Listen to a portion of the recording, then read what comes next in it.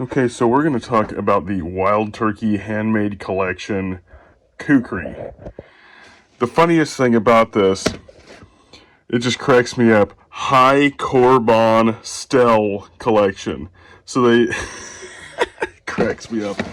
All right, so on the side of the box, blade size 10 inches, handle size 5 1/4, overall 15 1/4. High carbon steel on the blade on the side with leather sheath. I actually do think that the sheath is genuine leather, at least on the outer sides, like the front side of this and the back side. Not sure whether that is like some kind of foam or a piece of leather in the middle. It feels like the same density, but I think that's actually genuine leather, which I'm surprised. But I just have to crack at this. High Korban Stell Collection. They couldn't even get the graphic writing spelled correctly. That just freaking cracks me up. I don't know if this is from China or Pakistan or Indonesia or whatever, but it was just a $40 kukri on the old Amazon, the Jeff Bezos Walmart. And it's budget for sure. I just thought it looked neat and wanted to buy this. So you can see the handle scales are not exactly symmetrical. This side of the handle is bigger than this one, thicker, that type of thing. Yeah, this is my beat up leather work table, so it is what it is.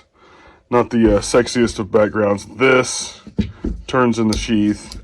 I'm just going to put this on a stand and I'll kind of go through on this knife. All right, so just continuing. There's the blade. It sort of has a texturing on it. There you go. It's got kind of this hammered texture to it. And I doubt that this thing was hammered out of anything. I think that they probably pinked it with a freaking hammer with a chisel in it or something. So on the back of it, I looked for like micro fractures and I didn't see anything. I've done a little bit of whacking with it. And given that the scales are not exactly symmetrical, it is actually super comfortable. And I don't know if it's just my hand or what, but it's super comfortable to be swinging with, which I like. But definitely thinner than I thought it should be. But I think Americans kind of overdo the thickness of some of our knives. Not that I have a problem with that, but as far as traditional kukris, I don't think they're as thick as, like, say, the Bud K kukri that's like a 1/4 inch thick, which I have to have because I like overbuilt things. So I'm a little disappointed in the thinness of this, but this might actually be acceptable to non-Americans that don't want overbuilt things. I love overbuilt, whatever it is, boots, knives, trucks, whatever, guns. So I don't know, I was just surprised that it was as thin as it was. It's pretty light. The package says that it's like 2 pounds or something, but that's sheath and everything. The scabbard, I really do believe it's genuine leather, but a little bit of a problem with this is it just slides. And I've been doing leather work, you've been watching the channel and stuff. I've been playing around with the idea of making another scabbard for this, but I'm not going to go through the trouble on that until I take this thing out and kind of whack with it and see what it does. Because I had there's a marine kukri, whatever, from United Cutlery a few years ago, and I took that out and I was just chopping some roots and little vines and stuff out in the front yard, and the whole thing freaking snapped. And I know anything could break. Some stuff, just for some reason, you've got a fluke of a of a blade. So, and that's probably what that was. But I would really hate for this to do the same thing. That would really like bum me out on kukris, even though that's probably not even a legitimate reason to do so, considering how thin this is. And I don't want to exaggerate the thinness of it. It's not like crazy thin. It's just not what I was expecting. I thought it would be. I was hoping it was going to be a 1/4 inch when it showed up. So It's not, but it's still a reasonably thick blade. And so I'm going to make the best of it. I'll probably do some mods on this sheath. I'm actually thinking about trying some leather paint on this. I've seen some stuff about that.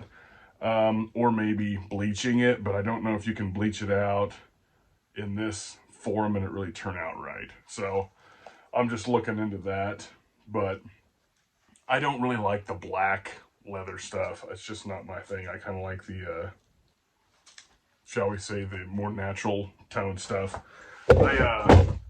I did make another scabbard. Let's see here.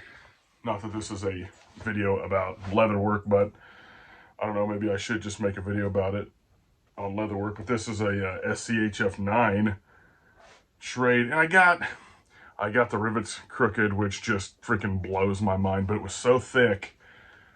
I'll pull this off.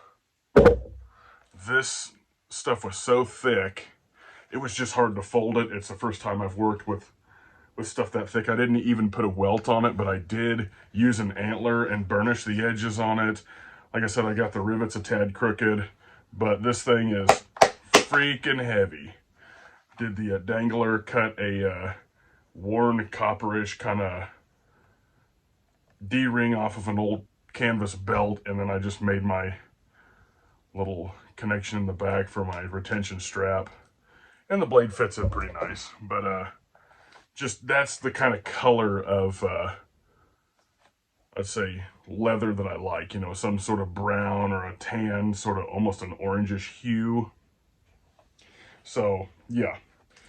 If it survives some abuse, I'll probably make something similar to that for the kukri, but I'll probably mod the sheath in the interim. And if it turns out to be awesome, then maybe I'll just leave it.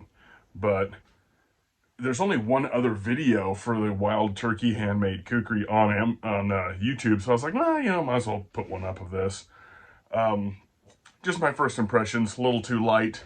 Hoping it doesn't snap. It could still end up being a pretty decent blade as long as you don't just absolutely abuse it into oblivion. I think that, you know, sometimes knife users on YouTube try to take a knife and just put it through the absolute pinnacle of abuse when it's obviously not made for that. And that's not, you know, this thing better be able to baton, but I'm not going to baton it through a freaking, you know, a thick piece of wood like that. You know, this would be for smaller stuff, medium-sized stuff. This is not for hacking a tree down per se, unless it's a smaller, you know, maybe under 3 inches or 4 inches in diameter.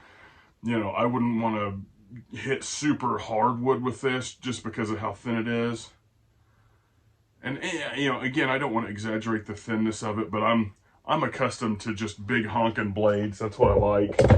If I've got if a blade is not like a short little belt blade for me, like a Mora or something under that, or a folder, I want something that freaking thick. You know,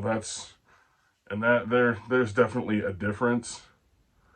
This isn't terrible, you know, so I don't want to exaggerate how thin it is. It's just, it isn't that either. Okay, so again, phone ran out of memory. Had to be a weird edit there. But in closing, I don't think it's a bad blade for 40 bucks. I would buy it again as long as this one doesn't snap. It's still a strong piece of steel, you know, so we will see how it shakes out. So as initial impressions, it's worth 40 bucks. The scabbard needs a few mods, but it isn't crap. It is genuine leather. Fit and finish may vary, but I'll do an update on this too here probably pretty soon. I want to get this out and just test it out. But as far as workmanship, it seems okay. It's definitely foreign. It's definitely, you know, you're going to have variations, but it's just a fun blade. So I wanted to make a short video on this, considering there's only one other video on this knife on Amazon. I keep saying Amazon. On YouTube. And so I'll try to do some updates and have a little bit more in-depth on this, because, well, there's sort of a vacuum for videos on this. So I hope you guys like this. I should have some leather work projects coming up. Got some more leather. I'll show you this. So I got some Got some leather saddlebags that are pretty heavy. I think that's a plastic liner on the back, but a couple of these that I got. And there's a dude that wants me to make him some scabbards out of it. He's the one that gave them to me. These were the saddlebags off his brother's motorcycle. And he wanted them turned into knife scabbards or something he can use instead of it just sitting wasting. So I thought that was kind of cool. So I'll do a good faith effort trying to build him some scabbards for 3 or 4 of his knives that he's got. And been buying some veg tan if I can find it somewhere. Either way, that this was just regular raw veg tan before I dyed it. There's, maybe you can see the color of it a little bit better there. I still need to get a lighting rig set up or something, but not bad for the first really thick stuff. This is like 11 or 12 ounce, so I'm probably not going to go that thick again just because it's really hard to get it to bend, and sometimes it wants to move in a certain direction, and it just, I don't know, it seems extremely difficult to get it to go into this shape.